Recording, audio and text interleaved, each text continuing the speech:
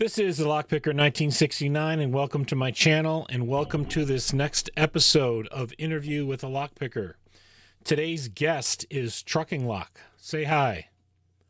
Hello, everybody. So, how and when did you get into locksport?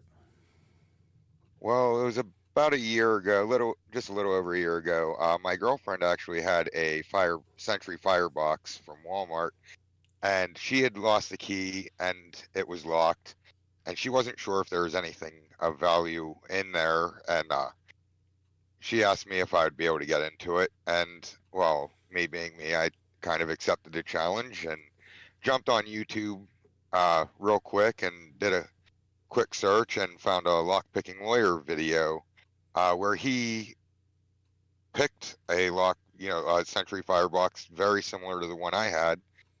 Um, so I watched a video and said, well, that doesn't look too bad. And of course, he promoted, using the tools out of the Genesis pick set. So I ordered the pick set and waited. It came in the mail, and just a few attempts later on that firebox, I got my very first open, and That's cool. right then, right then, I didn't think it was going to be anything special, but that's when it hit me, and it was like, this is awesome. Like, I felt like a badass. I mean, it was no other way to describe it, and it gave me a, a jolt of adrenaline, so to speak, that just was uncomparable to anything that I've experienced before. So, Yeah. uh, yeah, me being me, then I said, well, heck, I started watching a few more of his videos, and along with like Bosnian Bill, Lock Noob, the big guys, and went to pretty much every store around town and bought. I don't know how many Master Lock number threes, number fives. Yeah. I just things that were on the easier side of stuff uh it looked like, or I saw they made it look so easy. So uh yeah, I played around for a little bit and really worked on the number three a lot, number fives a lot, and those are actually my favorite because even though it's a little bit bigger, just it's so much more comfortable for me to hold while I'm picking it. So Yeah.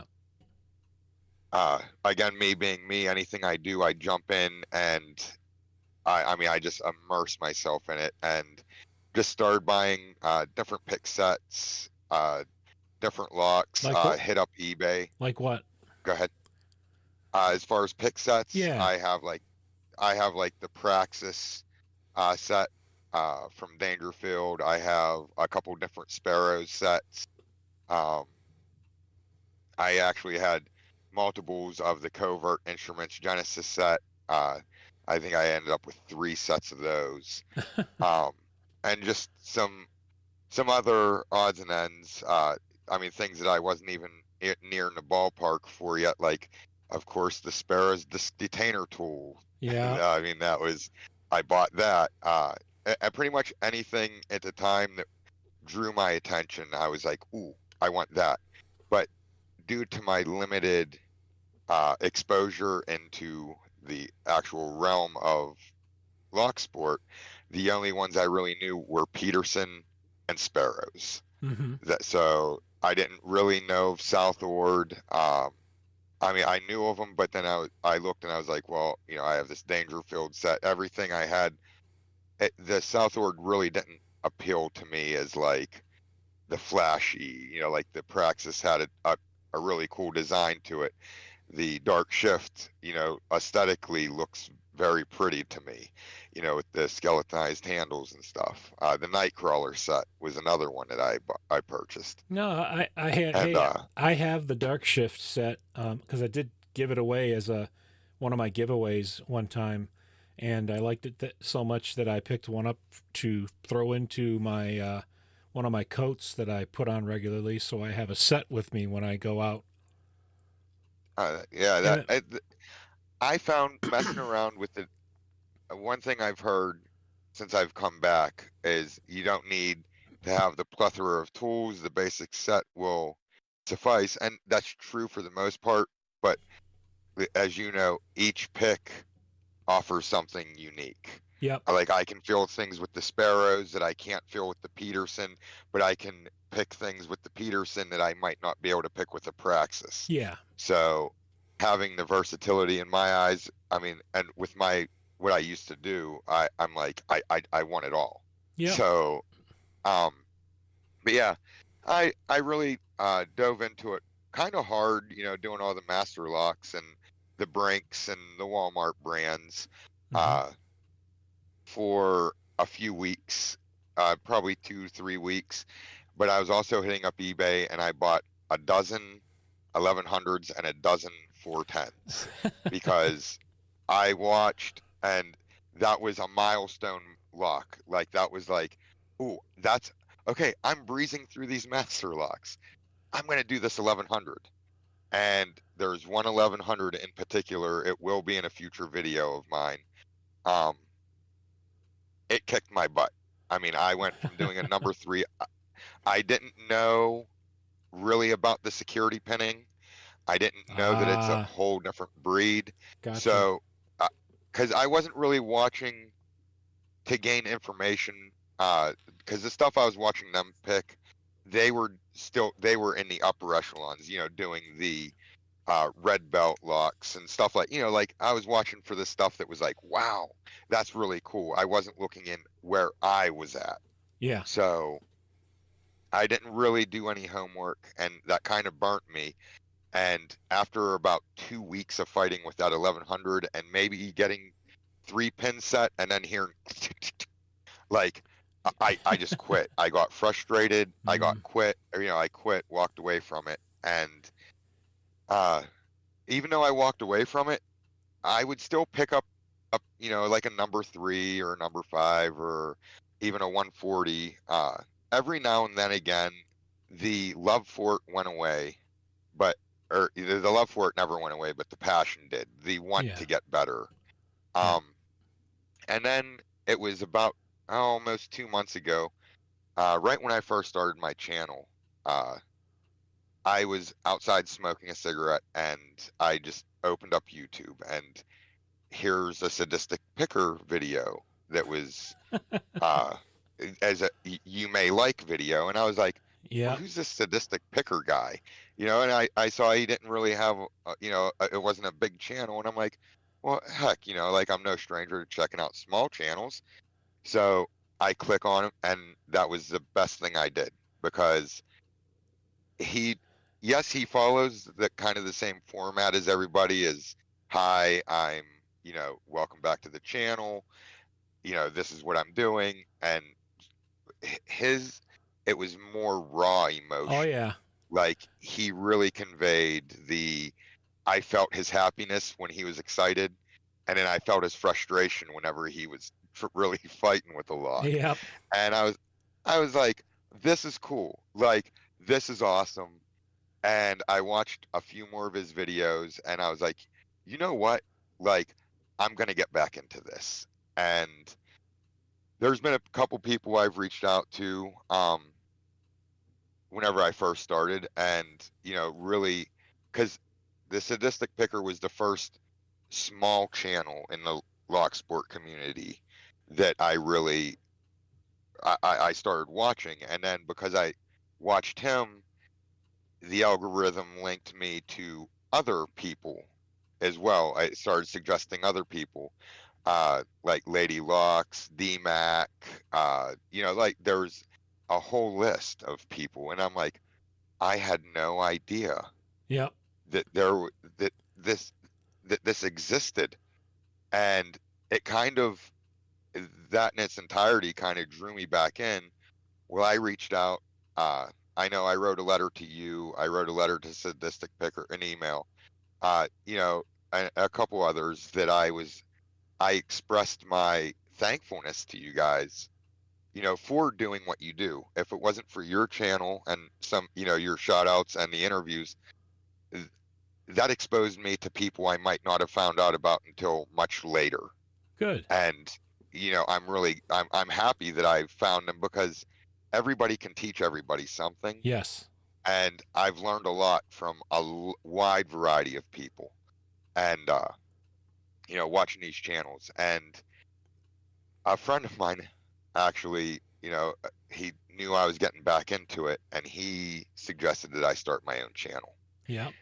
And I was like, man, but look at these people. Like, they're breezing through locks that I struggle with. Like, and I still, there's some master lock number threes I have make me look like an absolute amateur that I've never picked a lock a day in my life. But I'm like, I, I nobody's gonna want to watch this. And he said, that's what makes you different. Yep. You're not Exactly. the seasoned picker. Then I wrote an email to Sadistic Picker, and I told him, I expressed my gratitude and appreciation for his channel, and told him I was toying with the idea of starting a channel of my own. And he, in short, just told me to do it. He's like, what do you got to lose? Just do it. Okay. And I did. I took his advice, and I realized from that first video, with the response that I got, people welcoming me back to the community, and they were happy that I decided to come back. I was like, wow, like, okay, Yep. there's going to be definitely something here. So you had one video in particular that garnered a lot of attention. Can you talk about that? Yes, my tension video is, now I'm not like a brand new, I'm not the typical new picker, because I did have a little bit of experience before I restarted. So I kind of knew that tension was a little important, and I started thinking about it. And it's every lock picking video that, or every lock picking thing on YouTube, you have 10,000 videos of people picking locks where you might only have 5 of those videos talking about tension. Mm-hmm. And I realized when I started really paying attention to my tensioning, that's when I started to get better. And it was something that I thought maybe the older, more seasoned pickers wouldn't need as much, but hopefully it would help some of the newer guys and girls that are joining locksport to realize just how important tensioning is. Because my theory is, you, with the right tension, that's going to make that's going to get you your open. Yep. I think tension is more. I'm not saying and this is hard because I hate when it's like I say something and then people are like, well, no, it's this. And Yeah. I notice that happens a lot on Facebook. You know, I I would almost put money on that tensioning makes up for about 65% of the importance of when you're picking a lock. Oh, sure. Tension I think tensioning technique is more important than picking technique, although both are important. Um, but I believe tension is something that is very, very important, that needs to be discussed in further detail. Well, there's a lot of variables into tensioning, and you have to really be able to Yes. get a feel for what different types of tension are doing for the lock you're working on. So, yeah, Yes. And definitely. um, I've been skirting around the subject. A few people know I'm working on something big, and I was waiting until this interview to announce. uh, it will. It's definitely in the works. I'm not positive on my release date. Tentatively, right now, it'll be 2 weeks from today. Um, my outline keeps changing a little bit, but I have a whole series of. It's going to be Truckers Tension Tuesdays, Aw- and Awesome. I am going to dive into every aspect of tensioning, from the differences in the tensioning tools themselves, all the different styles of bottom of the keyway, top of the keyway, dual prong, different tensioning techniques like floating your tension, how to deal with spool pins and read your feedback, like every aspect. And I decided to break it into a series because nobody was going to want to sit and watch a 5-hour long video. No. But that So that makes for some I'm really good regular content, though. yes, and I'm like, it's going to allow me to get into depth without getting into crazy long videos. So, And uh, you're gonna make some tension wrenches too, right? yes, yes. I've talked to Chris Capoon and his tension wrench is sweet. Yep. I actually made a couple. It's a slight little variation of it where he put the twist in it. I don't. I leave it as a straight vertical shaft because I like a little bit more rigid tension Mm-hmm. wrench rather than having that added flex of the twist. Um, Well, but other than that, the ends look almost identical to his. But yeah, I'm gonna link when I get into making your own tension tools. There's his video, and then there's one other video I can't remember off the top of my head who it is. Um, and then I think it was DMAC mm-hmm. might have did one out of a bicycle spoke. Yeah, I was just gonna say that the bicycle spokes make nice tension wrenches, also. Yes, yes. And that's I'm gonna use and anybody's content that I do use, I'm going to reach out and ask their permission and their blessing to use their videos, of course. Um, Chris Capoon already, he gave me his blessing. So I'm showing that, yes, while I'm relaying the information, it is all not necessarily mine. I'm going to give credit where credit is due for other people's, and their ideas as well. Cool. So going back for a minute, when you were talking about all the different locks and the videos that you were watching, and they were kind of outside your skill level or anything, at what point did you get involved in like the LPU belt ranking? Because that's a pretty decent list for gauging where you're at and kind of getting an idea of where to go next. So what did you get into that, and where have you gotten with it, and where are you going with it? Yeah, so I was actually, it was about my second or third week. I tuned into an episode of Picking Time with Lady Locks and Lockheed, and they were talking about the LPU belt ranking system, and I was Yep. like, "Huh? What is this you speak of?" So, Lady Locks was kind enough to put the link up in the chat, and I was able to go check it out, and I was like, "Well, holy crap! Like, Yep. this is what I need. This is going to Yep. show me how I need to progress as a picker." So I did. I am currently chasing belts, so to say. I am not chasing belts just to get to the next level, but I am setting goals for myself within each belt uh, to achieve before I move to the next belt. Yeah. Um, Just don't forget y- to take a break once in a while and enjoy just picking once in a while. right, and that's when I right now I'm a green belt, and I am going to when I do achieve blue, I have 5 locks right now that I said they're all blue locks. I'm not going to go for my blue until I pick all 5 of those, and I can do so on command. I don't want to jump ahead of myself, and then Sure. I'll stay at blue for a while, anyways, before I decide to move to purple. So, what did it feel like to get your green?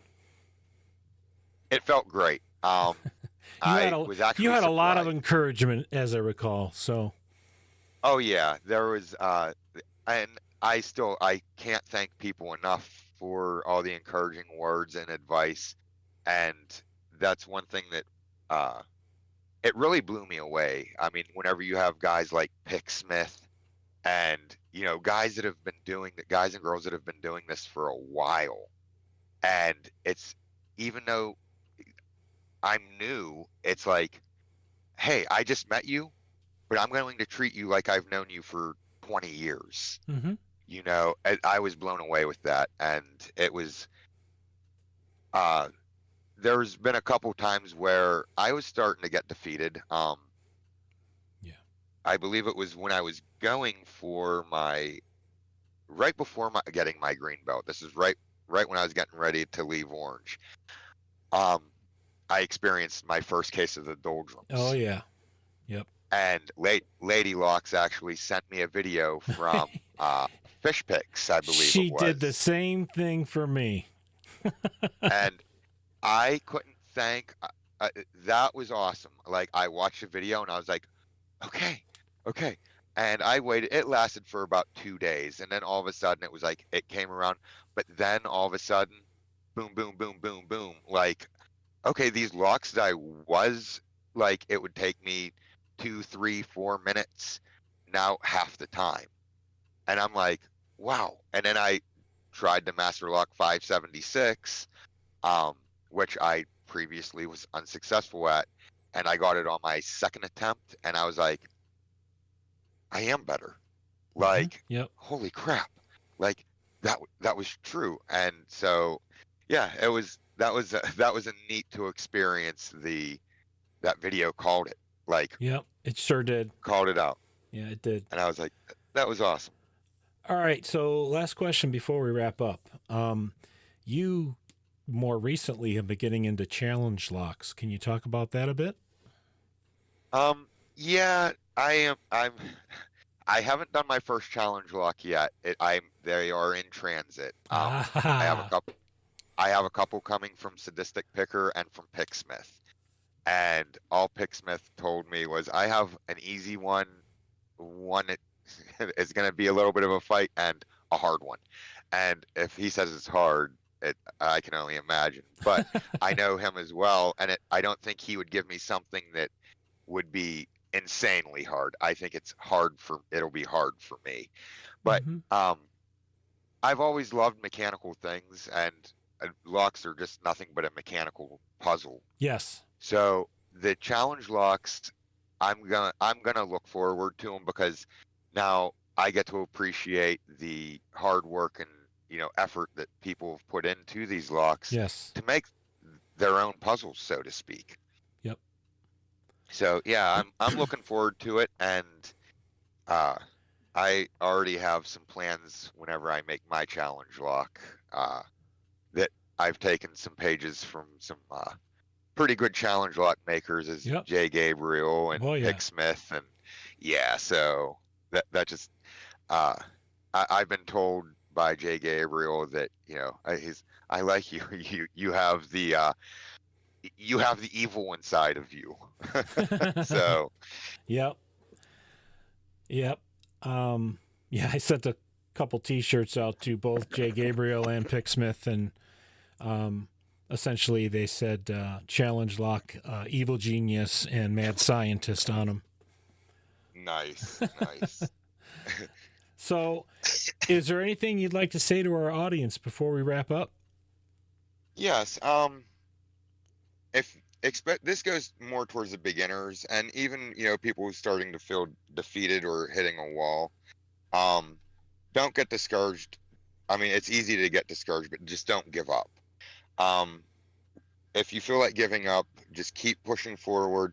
Maybe take a little break, do a little bit more research of what you're dealing with. But eventually, it'll make you better, and this applies to everything in life. Yep.